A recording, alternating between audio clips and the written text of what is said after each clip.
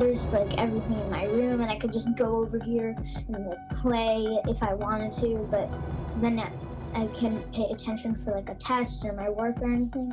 I'm here at home. I'm in my room. I'm really comfortable. I'm sometimes working on my bed, and I'm like I have no motivation. I feel like when I'm doing online classes, no one can really hold you accountable to what you're doing. I also like to be in school because I get to see my friends and all that stuff. But when I'm at home, it's really hard because sometimes my computer will lag off and I miss some of my schoolwork.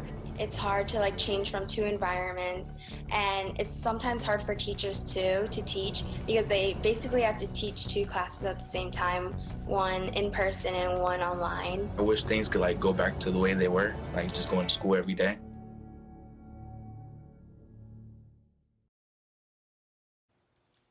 Hi, everybody, and thank you for joining us for this special program, Kids Under Pressure, a closer look at the toll this pandemic is taking on high school students and what's being done to help. They've had a tough year, isolated at home, not able to be at school with friends and teachers at a time when making social connections and getting an in-person education is so important. NBC News partnered with Challenge Success, a nonprofit affiliated with Stanford's Graduate School of Education, to survey thousands of students across the country about what they're going through now. The result was a striking picture of students feeling more stressed and less engaged with school, often facing anxiety and depression, but also finding ways to cope and stay optimistic. I recently got a chance to talk about all of this with students from a high school I know well. I wish teachers knew that on some days I can't handle any more work.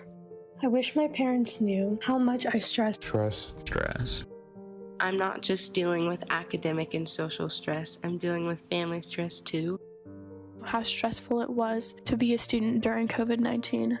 It's a common thread weaving together high school students across the country, a feeling of mounting stress and less motivation to learn. Sometimes it's really hard to just be motivated to actually get on the Zooms and to do the work, just because I feel like it doesn't even matter. It feels like we're not really learning.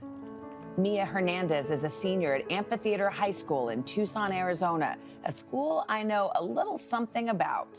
I hear you go to Amphi. I went to Amphi. But Mia's high school experience has been dramatically different than mine. The pandemic forced Amphi students to be remote for most of the last year. Their return to hybrid learning this semester delayed as Arizona reported the highest transmission rate in the country last month. Do you feel more stress now that you are sitting in front of a computer most of the day and having to learn online?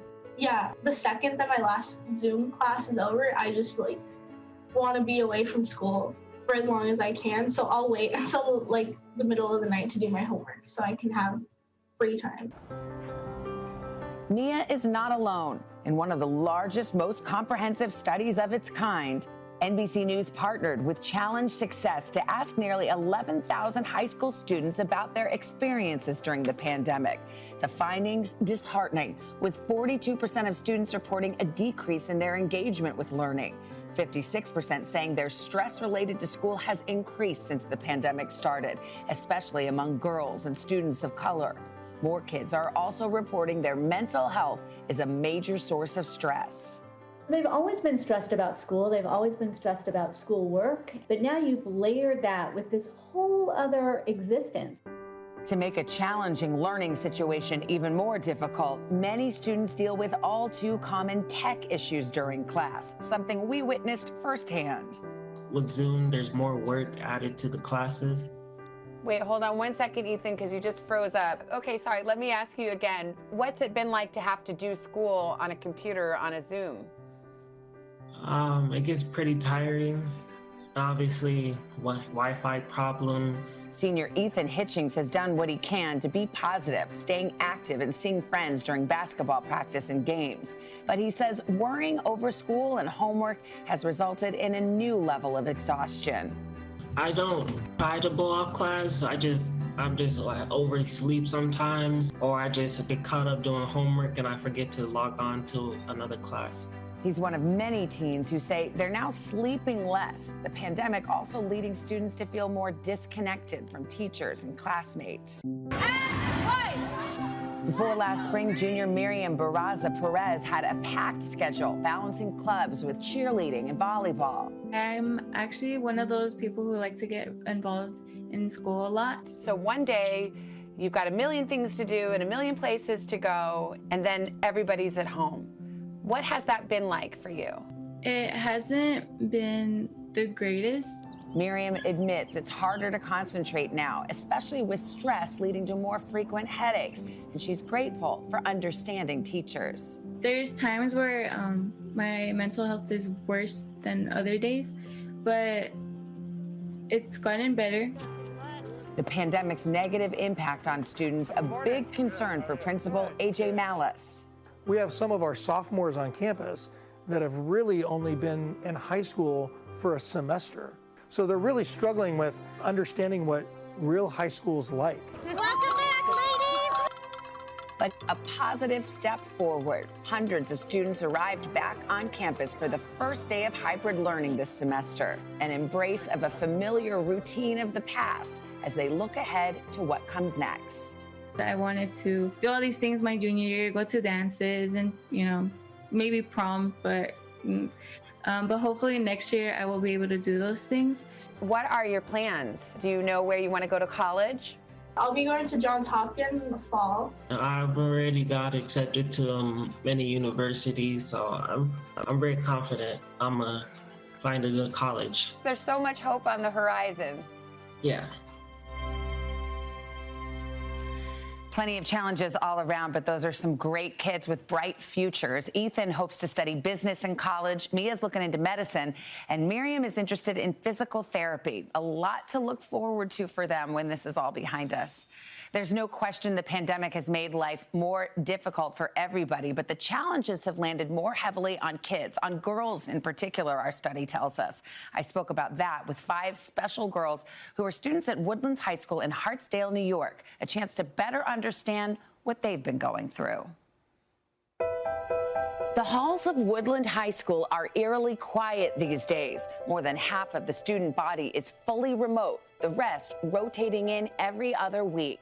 When you left in March, could you have ever imagined, and I won't be back for a year or more? Not at all. Yeah. I thought at most we'd be gone for a few weeks and then they'd just send us back. The lives of these 5 young women haven't been the same since the challenge of going to school during a pandemic hitting home. Show of hands, who feels more stressed out this year than you can remember being before? It makes a difference. The stress these young women feel reflected in a study conducted last fall by NBC News and Challenge Success. More than half of the students surveyed reported an increase in stress since the pandemic began. And girls are struggling more than boys, with young women citing mental health issues as a source of stress twice as much as their male classmates. I think there's more pressure on females, just, do better, be better, and work harder, don't slip, be your best self, and it's a lot to take on, Alexandra, what is stressing you out? Well, being a senior, this is the time where I'm supposed to go out to different campuses and explore my way into going into college and doing the whole college journey, but now I have to do it all at home and by myself and not with the help of any teachers. So it's been hard. It's been stressful. Does it feel like more work than it used to be, Waverly? Personally, I feel like I spend less time doing work, but it is a little harder to, I guess, stay focused while you're getting your work done. When you're at home by yourself, kind of isolated, and you're having a hard time getting a grasp of a new concept, you kind of feel like it's a struggle that only you're having. Remote schooling adding another layer of stress to their school day. The study found almost half of remote students experienced connectivity issues. Their top challenges to completing schoolwork, access to the internet, and trouble understanding directions. Let's talk a little bit about Zoom. Sitting in front of a computer, how many hours a day do you have to sit in front of that computer? Almost 8, about. Like a regular school day, basically. Yeah. nobody could pay attention for 8 hours staring at a little screen. How hard is it? Sometimes you just feel really tired and you just want to go lay down, go back to bed, because it just feels like you don't want to do it, but kind of have to just sit there, watch it, and try to make it entertaining. My eyes have been really bad just staring at it, so I have like the glasses, and then the glasses get foggy and then you have to take them off. 4 out of 5 of these girls are fully remote, the concern over COVID ever present. Well, not only do you have your schoolwork to think about, the whole world is going through a lot of scary things. You have a pandemic. Have any of you felt fearful for your own health or your family's health? Definitely. Yeah. And some of you, it's hit very close to home. I know, Sophia, you lost your grandmother. Yeah, it was really hard for my family. And, you know, not having a proper funeral just made it like 10 times worse, but we got through it. I have like this recording on my phone. I think it's like, I made it into like a song.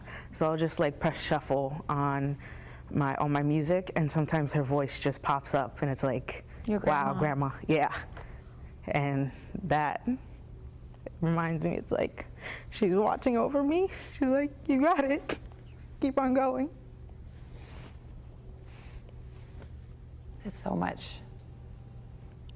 A lot of pain.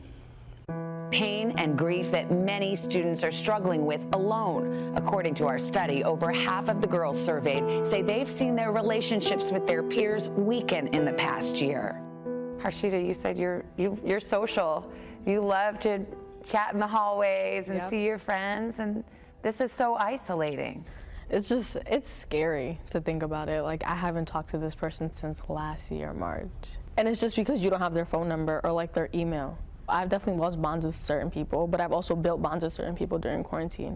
One bond that strengthened for some of these teenage girls, surprisingly, the one with their parents. Do you feel like parents and teachers understand what you guys are going through? My parents, I made sure that I was open with them and made sure that I could just talk to them, because keeping your feelings inside is not always okay. I wish that more parents are like mine and just like talk to their kids, sit them down, ask them how they're feeling. Now more than ever, like, I'm really, really close with my family because we've basically had to, stay together in one house for such a long time. Silver linings to an incredibly challenging year. Has anything about this time or this year surprised you, been better than expected? I feel like I learned more about myself, what music I like, what interests me, what I want for my future. Definitely want to go away for college. Get out of that house. Yes, get out the house. Seems like getting out of the house has never been more appealing or necessary. For all of us, easier said than done in a pandemic. Another big source of stress for students, homework. For a lot of students, the workload has only increased during the pandemic. Senior national correspondent Kate Snow spoke with some students about that. High school senior Hiba Ansari is attending all her classes virtually. The line between school and home has blurred. We're looking at our computer screen all day, and then at the end of the day, we get like hours of homework at the end, and then it's just, computer time on computer time. According to our study, more than half of teens say time spent on schoolwork has gone up. The average amount of weeknight homework rose during the pandemic to 3 hours a night. More than half of students say that's too much, and nearly 70% cite grades, tests, and assessments as their top source of stress. Doing schoolwork for like 10 straight hours, either in class or just doing homework, so I'm really tired and I just want to go to sleep. Hiba is like so many students. How has your motivation about school changed? This sounds kind of bad, but like my motivation has gone down so much. Challenge Success found fewer students are enjoying school. Almost half say they're just going through the motions. At Westlake High in Austin, where nearly half the students have opted for in-person learning, they're trying to ease the pressure. When COVID hit, we just knew we couldn't sustain what we had been doing in the past. Each day, one subject drops off the schedule and becomes a period for personal work. Sometimes they need a little tutoring, sometimes they need one-on-one instruction, or sometimes they need to start on their homework. Because the e-field never spreads out. Seniors Jenna May and Felix Chen and sophomore Kaylee Kish say it really helps. I think it's definitely been the biggest reason why I have lower school stress this year. I'm able to check in with my teachers and go over any of the material I didn't understand the first time. We're learning the same amount, but I think more efficiently. In our study, students gave teachers high grades for support and caring during the pandemic. They're being a little bit more flexible with time and just giving us more time in general. Teachers have been really understanding, and because they know it's a crazy year for everyone. Extracurricular activities are helping too. Jenna has band, Kaylee plays volleyball, Felix is student body president. It's definitely not what I expected, senior year to be like, but I think I'm used to it now. A school year unlike any other. Kate Snow, NBC News. One thing our study found is that there is often a disconnect between how kids are doing and how parents think they're doing, with parents not always picking up on the stress their kids are dealing with. We spoke with 2 girls and their moms about that. Once again, here's Kate Snow. What was your life like before the pandemic? I love human connection. I was in a dance school and also theater in school. It's definitely hard having all of your kind of outlets in life just unplugged. I was involved in sports, so I was frequently playing basketball and golf. It's hard to remember pre-COVID because all I can remember is COVID. For high school senior Kennedy Cato and junior Annalise Curl, the pandemic has taken a toll. On a scale of 1 to 10, with 0 being no stress, how stressed would you say you've been this school year? Whew. I'd say at the beginning it was probably an extreme 10. Right now it is 8.5, 9. My answer would be like a muddy 10. We asked their moms, Nicolette and Jane, the same question. On a scale of 0 to 10, how stressed do you think Annalise is? Well, I think there are days she might actually hit a 10, but I would say she's probably up there at 7 or 8. Where would you say Kennedy has been? I'm going to say she's probably been at a 6.5, fluctuating between 6.5 and 7. If I told you that she said a 10? What? She's not alone. Many parents are underestimating how much stress their kids are under.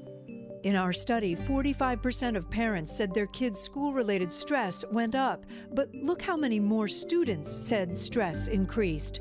36% of parents said their child's worries about college were on the rise, and students? And here are the parents who think their kids have too much homework compared to kids who say that. There was a point, December time, November time, where I was just completely zoned out. I was literally done. How'd your mom deal with that? Did she not know how you were feeling? No, I don't think she knew. Because I was keeping up my grades. There was no red flags to see. And parents have a lot on their plates too. Jane is a frontline ICU doctor. I imagine you have a very stressful life right now. How do you keep that stress from affecting the kids? I don't think I've done a fabulous job. The intrusion of the hospital into our home is more frequent. If we're in a heightened state of stress, it's often difficult to feel the stress that might be right around us coming from our children. If parents are stressed, is that feeding the kids stress? 100%. It's sort of a contagious feeling. I feel like there's this giant force field of just anxiety and stress that's constantly there.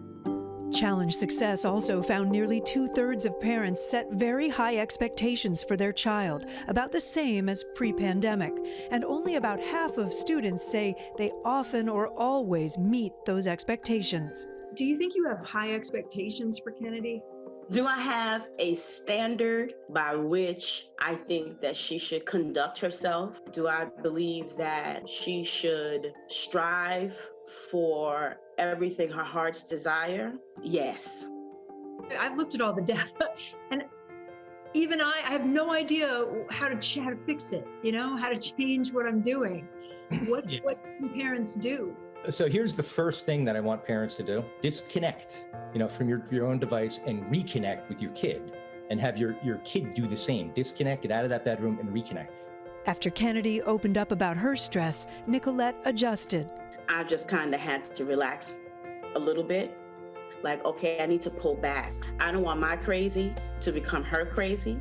Jane tries to reassure Annalise college will work itself out. Maybe she won't be as uber competitive, but you know what? It's not the thing that matters the most. It really isn't. She doesn't have to relive my life. My life is my life, and hers has a pandemic in it. And our thanks to both of those families for opening up to us about what they're going through. And on a happy note about Kennedy, the senior we met in that piece, Kate tells us she has already been accepted to 8 colleges. When we come back, is your sleep cycle out of whack in this pandemic? Turns out you are not alone. The whole idea for this homework helpers thing stems from COVID and the troubles it brings. And we heard around social media, and our parents heard from friends about the troubles that the students were having, younger kids with like learning in the virtual environment. And we just wanted to see if there was a way that we could help them with their homework and with other assignments. I know I personally have got a lot of problems focusing when I'm online, and I just can't imagine what it's like for online school with a second grader. Not only am I working on something that benefits the community, but I'm working with some of my closest friends to get something together so that we can all leverage our expertise and help others to leverage their expertise so that we can make everyone have a little bit of a better time in this really rough pandemic that we're going through.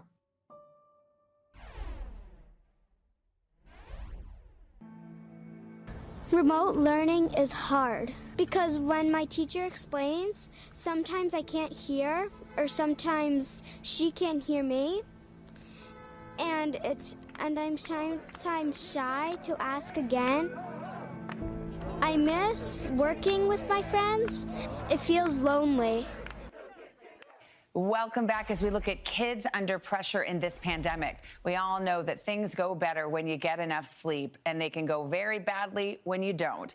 It turns out that the pandemic is throwing off students' sleep cycles, and some schools are finding ways to fight back. Here's Gotti Schwartz.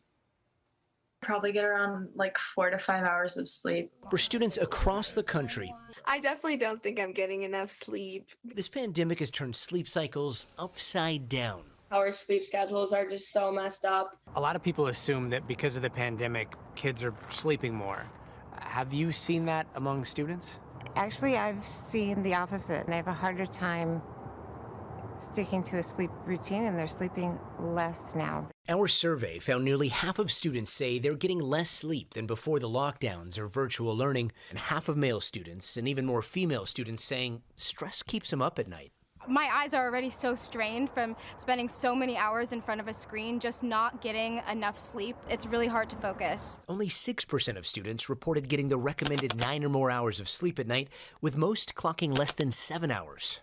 How much sleep did you guys get last night? Maybe 7 hours of sleep. 7 hours? How about you? I think I got around 6 or 7. Samira Iqbal and Shreya Nand are students at La Cañada High School in California. I've been getting less sleep just because I don't have a set schedule anymore. And I would say, you know, the anxiety and stress of COVID keeps me up at night sometimes. But Samira and Shreya are quick to point out they're some of the lucky ones. Back in 2017, their high school implemented a bold change, moving the start time from 7:45 to 8:30 to allow students to get more sleep. Jim Cartnell is the principal at La Cañada. When you have more rest and a more relaxed feeling on campus, it really changes the whole tenor of the day because you start so much more positively. What has the late start done for you? It just gives you more time in the morning. If I'm sleeping a little bit later, I have that kind of space in the morning that I can sleep in. It's helped the student body as a whole, the sleeping schedule tremendously, and just it's better for mental health. And teachers say that extra sleep means more productivity in the classroom. Did you notice a difference when you made the transition? I think it was better for everybody. Just that extra time for them to kind of take their time in the morning automatically just brightened everybody's mood. Principal Cartnell says if there was ever a time for other schools to reconsider early morning class, it's now, when school has already been disrupted and students need sleep the most. Can you ever imagine going back to an early start? I wouldn't want to imagine going back to an earlier start. It's made all the difference. Gotti Schwartz, NBC News, La Cañada, California. As you might imagine, kids in communities facing challenges before COVID hit are now even worse off. Marginalized communities dealing with economic hardship, food insecurity, lack of adequate health care, or limited access to the internet, all putting kids under pressure. Here again is Gotti Schwartz. It's a school night, and Nayeli Camarillo is packing to go to work with her parents. They clean houses and restaurants, but because of the pandemic, jobs have been sporadic. So you guys are basically rationing your food so you can keep paying the rent? Yes. For Nayeli, virtual learning means trying to listen to Zoom classes on her headphones when she's vacuuming someone's house or working late into the night. What time do you usually get home? I'll get home like around 12 or 1. 12 or 1 in the morning? Morning. And then the next day, over and over again? Yes. Our study found 63% of Black and Latino students report an increase in school-related stress, nearly 10% more than white students. At El Cerrito High School in California's Bay Area, Latino students are twice as likely to miss a day of school because of health or an emotional problem, and 95% report being physically affected by stress or anxiety. Let me ask just a quick show of hands. How many of you guys are stressed about money? Oh, yeah. I have to help my family, and I'm worried about like them losing their jobs or them not getting enough money. Have you struggled with depression through this? A lot. Yeah. For many students, difficulties before the pandemic have been made nearly impossible through distance learning. I have dyslexia and I have problems with math. So you're dyslexic? Yes. This has to feel impossible. Yeah, it's kind of difficult for me right now because I don't get the same help. At school, they will have like one-on-one.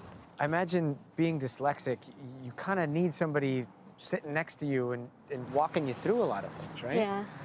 For other students like senior Joshua Perez, the biggest struggle is a different kind of isolation. He hasn't seen his mother in over a year. She's in Guatemala, and he says they'll likely have to wait until after the pandemic to be reunited. Being with my uncle, I'm not saying that it's bad, but it's different, you know? Hey, you miss your mom. It's my mom, yeah. She's special for me. She's always there for me. And having her, like, in a different country, it's really hard. He and senior Julio Flores both have work to think about as well. For Julio, that is 36 hours a week, while also trying to make sure his little brother and sister don't fall behind. So not only are you working and not only are you going to school, but you're also helping your little siblings Yeah. go to class too? Yeah. And, you know, like, I just try to help around the house sometimes. In the beginning, you know, I wasn't that good at it, but, you know, later on I started to understand, build that habit of being disciplined. Their principal says that's common. They've got to cook for their siblings. Their siblings, you know, they might have to change diapers while they're also trying to listen to a lecture or learn pre-calculus. That's a lot to juggle for a teenager. And to be expected to learn. And to get good grades. I think my biggest fear is that I'm going to have students whose grades are going to go down because they've got to support their families, and their dreams of going to college right after high school will probably be impacted and shattered. It seems like you really want to learn. Yeah. I do want to learn. Like, right now, it's my last year, not just trying to get my credits, get everything done. But as Nayeli tries to graduate, her plans for a community college will have to be put on hold. They can't afford it. So for now, her dream is deferred. Gary Schwartz, NBC News, El Cerrito, California.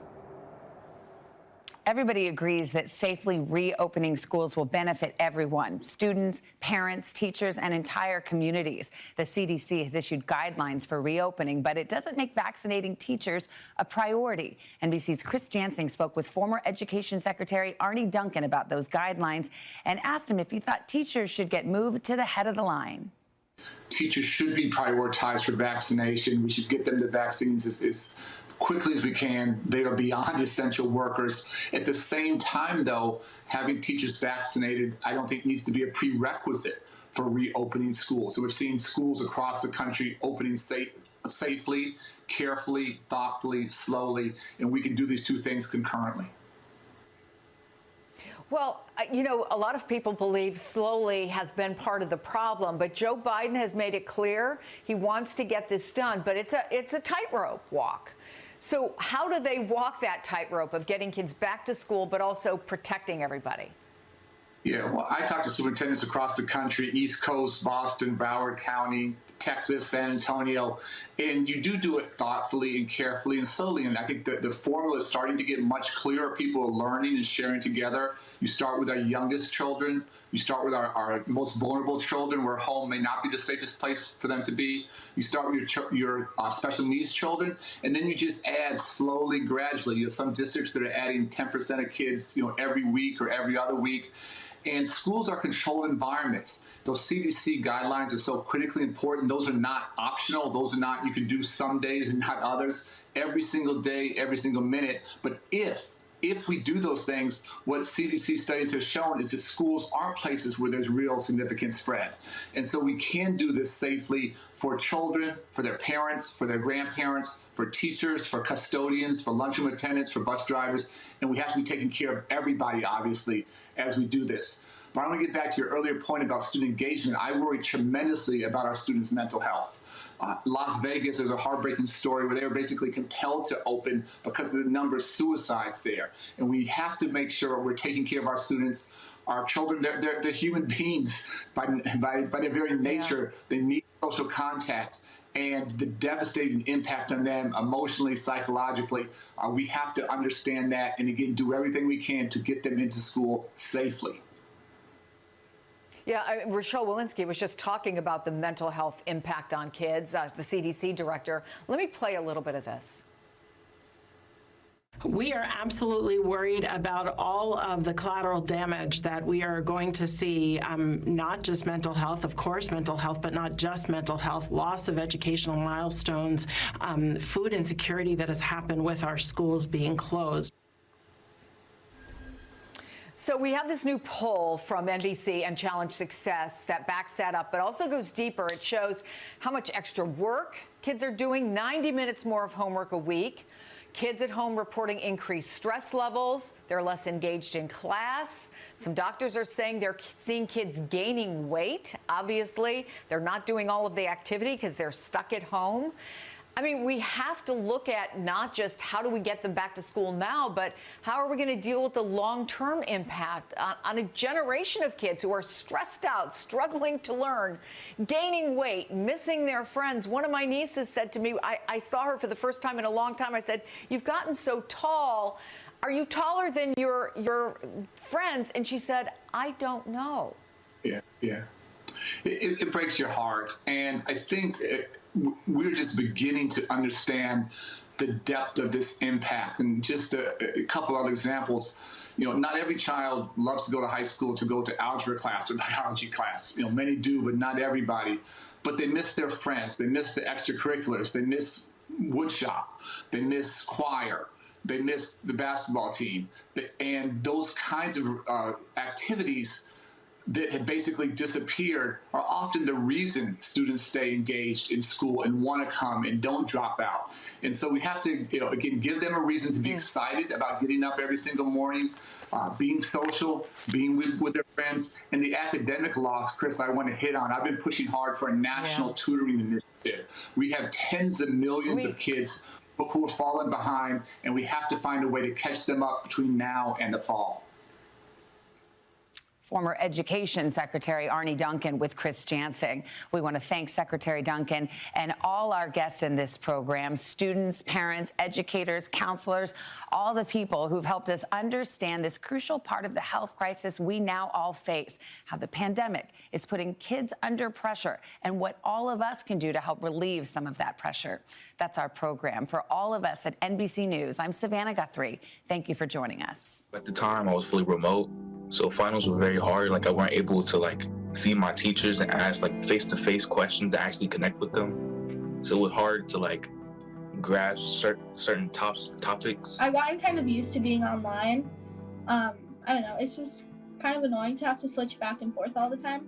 I really enjoy being in the classroom, and I am just really disappointed when I have to, for the other half of the week, go to Zoom. So I really don't like that.